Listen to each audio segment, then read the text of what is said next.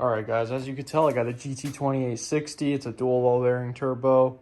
We're going to put that in the Miata, so we finally get a decent turbo. This thing's junk, it's shot. Got the aluminum radiator in there yesterday, so this thing's looking mint. It's going to be pretty simple. Just take out the oil feed, the coolant lines, and the inlet and the drain. And it's not too big of a deal. The biggest thing is we're going to have to make a new downpipe because the rear flanges are a little bit different. It's kind of weird, but shouldn't be too bad. I have a flange ready to just weld onto the downpipe. So let's get started pulling this thing out. All right, what's up guys? Today I'm just gonna go over the turbo I put in my car. I have a new turbo, and basically just how it feels in my car and what I think of the turbo personally. It's a GT2860 RS, but it's CX Racing. It's not a Garrett. It's still dual ball bearing and everything. It's made in the USA. I don't know how true that is, but the quality is pretty good, honestly feeling, and it's a pretty good turbo for what it is. So I'm just gonna go over it. My car's really dirty, but let's get into it. Oh, also I got a whole new set of Toyos for the drift event Saturday. I actually have a whole set of wheels coming too, but I don't think they're gonna be here in time for the drift event, but that's okay because we still got the wanted obbies. So let me pop the hood and show you guys the turbo. All right, so ignore this old air filter. I'm gonna be getting a new one soon, but I did that just as a safety measure for this turbo. Right here, what we have is a CX Racing. It's a 64 AR, and it is a GT2860. I still need to change the rear flange too. I already have that. But this thing, it's a dual ball bearing turbo. I didn't opt for the billet compressor wheel because it was like 60 bucks and I didn't really think it would do too much. I have the aluminum radiator in here. That was my last video. Got the blow off valve back in, and this turbo, it makes some sweet noises, let me tell you. Obviously it's ball bearing, so it spins like a lot easier and longer. So when you turn off the car, it'll be spinning for like a minute after you turn off the car, which is pretty cool. And pretty much now the only thing you hear from this car is turbo. You don't hear exhaust. But I'm just gonna be going over how this compares to the turbo I had on it, which was a T28 journal bearing turbo. And this turbo is slightly bigger, actually like decently bigger, and it spools about 3 times as fast. So it's pretty crazy. You floor the gas for like 1 second and you're like already in boost, almost to peak boost.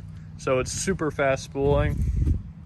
I'm gonna take it on a drive in a second, but I just kind of wanted to go over it at first.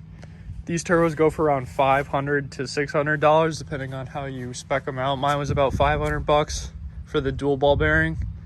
You could get them in single ball bearing, dual ball bearing, or dual ball bearing with billet wheel. Jeez, I'm stumbling on my words, but so yeah, that's right. I just got the dual ball bearing one, but let's start it up and go for a drive.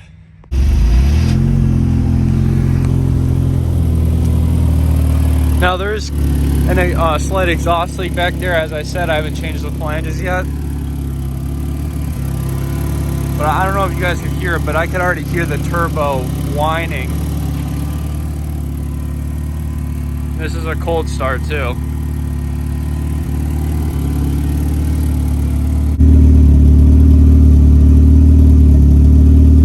If you're just slightly revving it, you'll hear the turbo spool up pretty cool.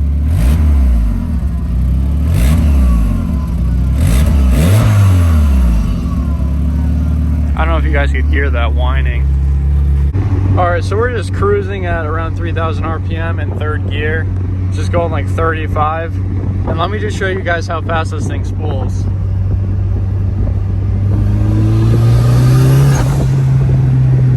That was like 1 second of throttle and we were already at peak boost. And this is how it sounds too. The ball bearing turbo sounds so sick.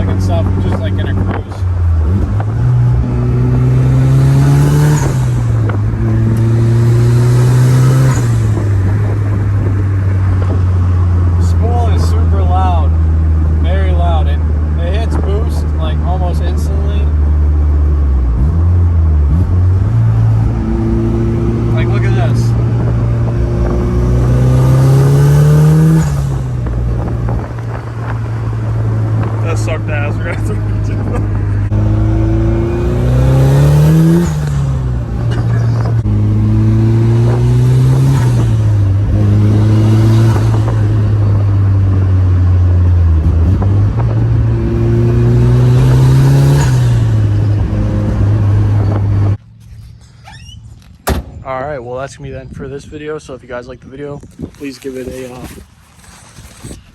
thumbs up and subscribe for more. I'll see you guys in the next one. Thanks.